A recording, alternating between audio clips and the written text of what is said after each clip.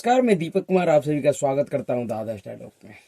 दोस्तों, आप सभी से निवेदन है कि वीडियो को लाइक कीजिएगा, शेयर कीजिएगा और चैनल को सब्सक्राइब कीजिएगा।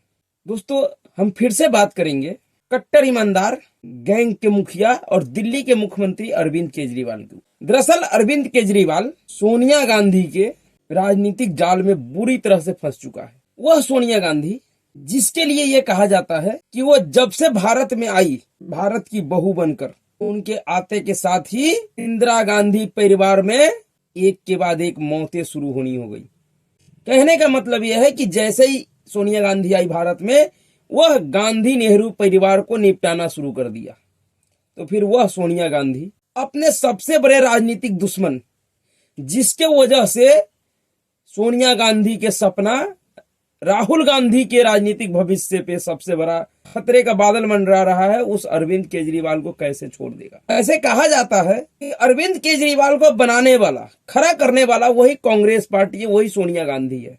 तो यह बात तो बिल्कुल ही सीधी है कि जो निर्माण करना जानता है वह संहार करना भी जानता है।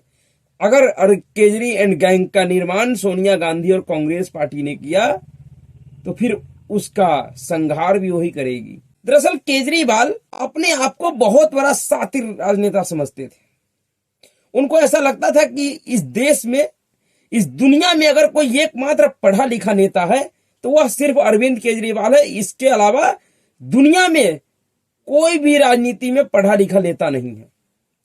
और यही ओवर कॉन्फिडेंस उनका उनके राजनीतिक भविष्य के ऊपर भारी पड़ रहा है। दरअसल आप सभी को बता दूं कि केजरीवाल को दिल्ली शराब घोटाले के मामले में ईडी इन्फोर्समेंट डायरेक्टरेट ने समन किया है और 2 नवंबर को अरविंद केजरीवाल को ईडी मुख्यालय में पूछताछ के लिए बुलाया है और आरोपी के तौर पे बुलाया है। कोई गवाह या अन्य किसी मामले के लिए नहीं बुलाया है, आरोपी के तौर पे बुलाया है। और आप सभी को पता होगा कि कल ही सुप्रीम कोर्ट से केजरी एंड गैंग को बहुत बड़ा झटका लगा था कि दिल्ली शराब घोटाले के मामले में ही पिछले 8-9 महीनों से जो तिहाड़ जेल में बंद है, दिल्ली का शराब मंत्री, सह शिक्षा मंत्री और उप मुख्यमंत्री मनीष सिसोदिया, उनकी जमानत याचिका खारिज कर दिया था। फिर जमानत याचिका खारिज नहीं किया था। जमानत याचिका खारिज करते समय जस्टिस संजीव खन्ना और SBN भट्टी साहब ने कहा था कि शराब घोटाले के मामले में 338 करोड़ रुपए का लेन देन हुआ है। यानी कि सुप्रीम कोर्ट ने भी माना है कि शराब घोटाले में 338 करोड़ रुपए का हेरा फेरी हुआ है और इसलिए मनीष सिसोदिया का जमानत याचिका खारिज किया जाता है। और जैसे ही कल दिन में दोपहर में यह खबर आया कि मनीष सिसोदिया का जमानत याचिका खारिज हो गया है, उसके बाद ही बहुत सारे लोगों ने यह कहना शुरू किया कि अब शराब घोटाले के मामले में जांच एजेंसी और भी मजबूती और तेजी से कार्रवाई करेगी। और उन लोगों का जो आशंका था वह सच साबित हुआ और शाम होते होते अरविंद केजरीवाल को दिल्ली शराब घोटाले के मामले में ईडी ने समन जारी कर दिया 2 नवंबर के लिए। अब अरविंद केजरीवाल को 2 नवंबर को ईडी के सामने प्रस्तुत होना पड़ेगा और ईडी के सवालों का जवाब देना होगा। ध्यान रहे कि इससे पहले शराब घोटाले के मामले में ही सीबीआई ने अरविंद केजरीवाल से पूछताछ कर चुका है। जुलाई में सीबीआई ने अरविंद केजरीवाल से पूछताछ किया था और अब ईडी ने जो समन जारी किया है, यह समन केजरी एंड गैंग के लिए बहुत भारी पड़ने वाला है।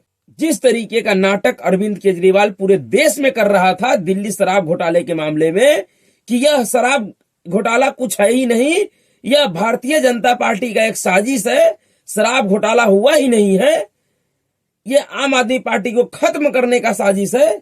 नरेंद्र मोदी डर गया है। इनके बरबोला जो राज्यसभा सांसद था संजय सिंह, उनका बात याद है ना, वो किस तरीके से अपने बरबोलेपन में सारी हदों को पार कर गया था। वो सीधे सीधे नरेंद्र मोदी और प्रधानमंत्री को चुनौती दे रहा था, ईडी के अधिकारियों को चुनौती दे रहा था कि अगर हिम्मत है तो हमें गिरफ्तार करके देखो, हमसे पूछताछ करो। और जब गिरफ्तार किया गया तो सारी हेकड़ी ढीली हो गई। कोर्ट में गुहार लगाने लगे कि मिलोड हमारा एनकाउंटर हो जाएगा, हमें हवालात के बाहर सुलाया गया, हमें रात में कहीं कहीं कहीं ले जाने की बात करता है। ये सब संजय सिंह डर के मारे अदालत में कह रहे थे। वही संजय सिंह था जो गिरफ्तारी से पहले ईडी के अधिकारियों का पैंट गीला कर रहा था।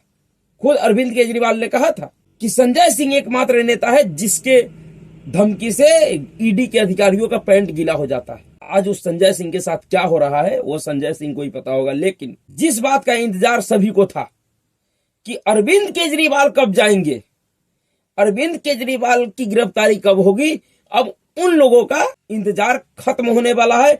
बेशक 2 नवंबर को अरविंद केजरीवाल की गिरफ्तारी नहीं होगी, क्योंकि अगर मनीष सिसोदिया के मामले को देखा जाए तो ईडी ने मनीष सिसोदिया को 3 बार बुलाया था। 2 बार की पूछताछ में उनको गिरफ्तार नहीं किया गया था, लेकिन जब आखिरी तीसरे बार के पूछताछ के लिए बुलाया गया था तब उसको गिरफ्तार किया गया था।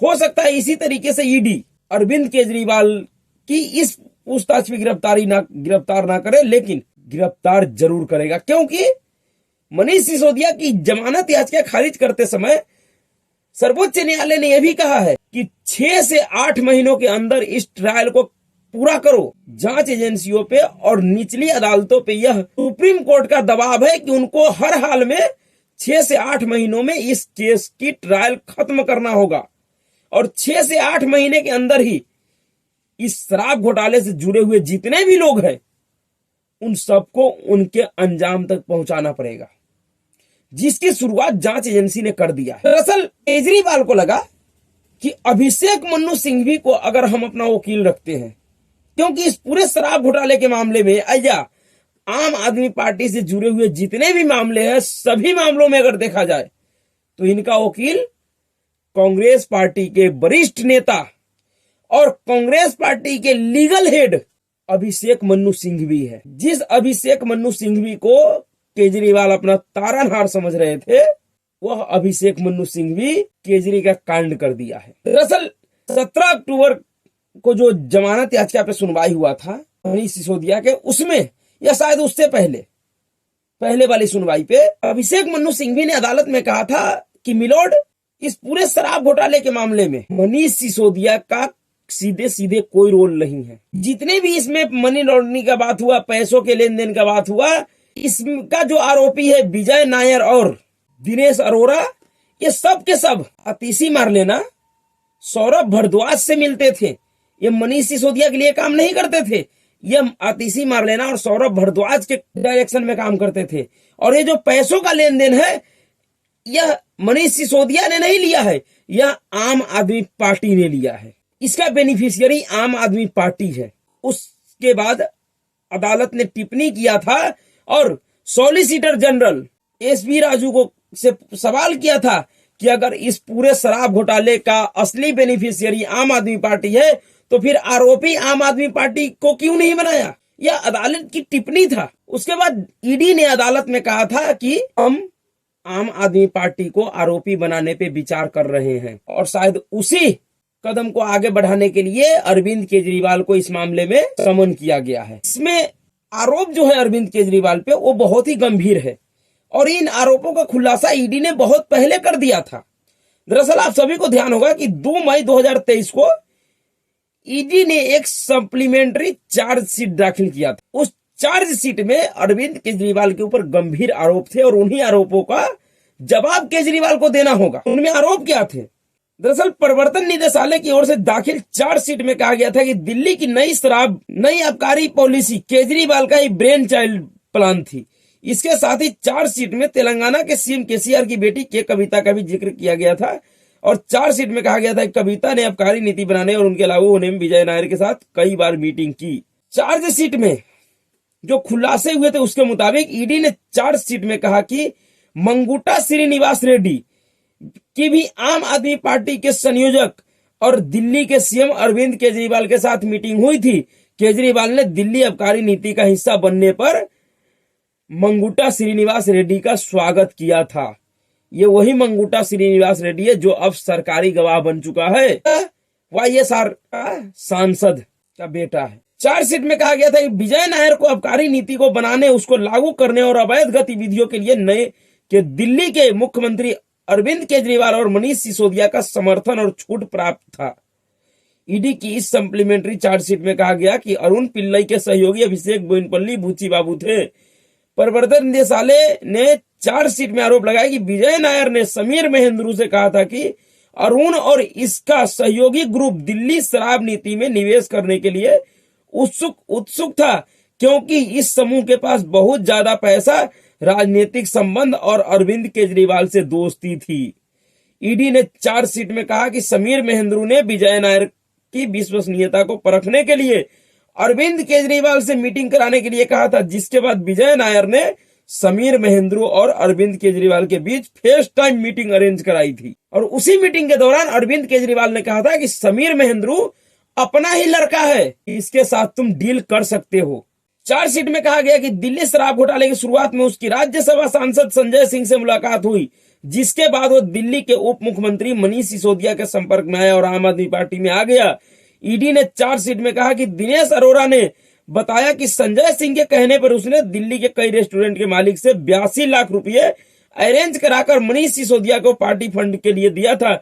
इसका इस्तेमाल दिल्ली चुनाव में किया गया। चार्जशीट में यह भी कहा गया कि दिनेश अरोड़ा ने अपने बयान में कहा कि उनकी दिल्ली के उप मुख्यमंत्री मनीष सिसोदिया से 5-6 बार बात हुई और संजय सिंह के आवास पर केजरीवाल से एक बार मुलाकात हुई थी और अरविंद केजरीवाल को इन्हीं सब सवालों का जवाब देना। दरअसल पूरा शराब घोटाला जो है वह अरविंद केजरीवाल का ही बनाया गया एक प्लान था, जिसमें अरविंद केजरीवाल मेन मोहरा होते हुए भी बचने का प्रयास कर रहा था, क्योंकि अरविंद केजरीवाल के पास कोई मंत्रालय नहीं है और इसी सोच की वजह से शायद केजरीवाल को लगा कि वो नहीं फंस सकता है। लेकिन जिस तरीके से एक के बाद एक इस पूरे मामले में खुलासे हो रहे हैं और अब तो सुप्रीम कोर्ट ने भी मान लिया है कि 338 करोड़ रुपए का घपला हुआ है इस पूरे घोटाले में, इस पूरे शराब नीति के मामले में। अब अरविंद केजरीवाल कैसे बचेंगे?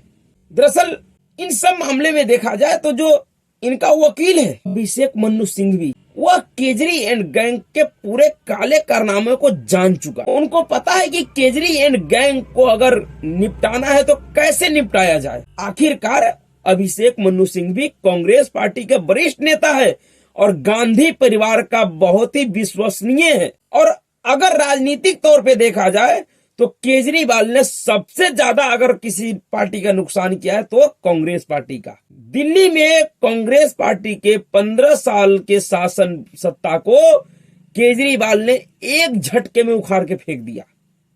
इसी तरीके से पंजाब में भी अरविंद केजरीवाल ने कांग्रेस के जमे जमाए शासन व्यवस्था को, सत्ता को, जो चुनाव कांग्रेस पार्टी जीत रही थी, उस कांग्रेस को पंजाब से बिल्कुल बाहर फेंक दिया।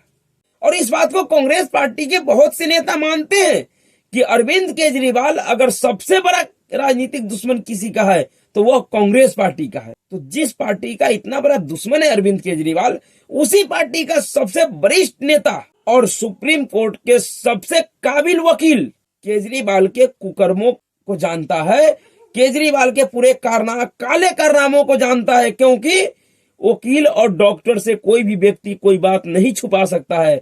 डॉक्टर से तो एक बार छुपा भी लिया जाता है, लेकिन वकील से तो कोई छुपा ही नहीं सकता। वकील से कोई बात छुपाने का मतलब है कि आप खुद नहीं चाहते हैं कि आपको अदालत से राहत मिले, और ऐसा कोई नहीं होगा जो किसी केस में फंसने के बाद बचने के लिए वकील से कुछ छुपाता होगा। और इसी बात का फायदा कांग्रेस पार्टी और सोनिया गांधी ने उठाई है और उनको पता लग गया कि केजरीवाल ने किस किस तरीके का कुकर्म किया है राजनीति में। पिछले 1-1.5 साल से राहत के नाम पे अरविंद केजरीवाल से अभिषेक मनु सिंघवी एक मोटा रकम वसूल चुका है।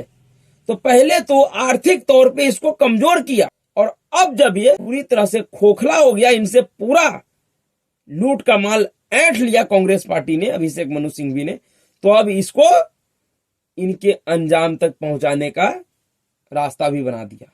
केजरीवाल जैसे शातिर नेता को सोनिया गांधी जैसी नेता ही निपटा सकती है, क्योंकि केजरीवाल आज का बेईमान है, आज का चोर लुटेरा है, लेकिन कांग्रेस पार्टी और उनके नेता सदियों पुराने लुटेरे हैं। लूट और भ्रष्टाचार के लिए कांग्रेस पार्टी ने वर्ल्ड रिकॉर्ड बना रखा है।